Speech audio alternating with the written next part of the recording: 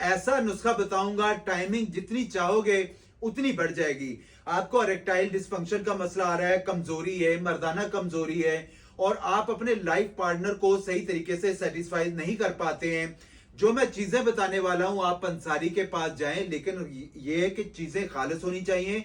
आप लाएं, घर पे बनाएं और इस्तेमाल करें। इंशाल्लाह ताला टाइमिंग का मसला आपका हमेशा के लिए खत्म हो जाएगा। लेना क्या आप लोगों ने, सफेद मूसली, काली मूसली, अश्वगंधा, शतावर, मलट्ठी, गूंद कतीरा, ईरानी ले लेना आप लोगों ने, छोटी इलायची ले लेनी है, संदल सफेद और अक्कर करा, सब चीजें जो है वो 50-50 ग्राम आप ले लें, और 150 ग्राम धागे वाली मिश्री ले आए, वो भी इसके अंदर मिक्स करके इनका एक ब्लेंडर में ब्लेंड कर लें, पाउडर बन जाएगा। 1 चम्मच सुबह नाश्ते के बाद और 1 चम्मच रात को खाने के बाद इस्तेमाल करें।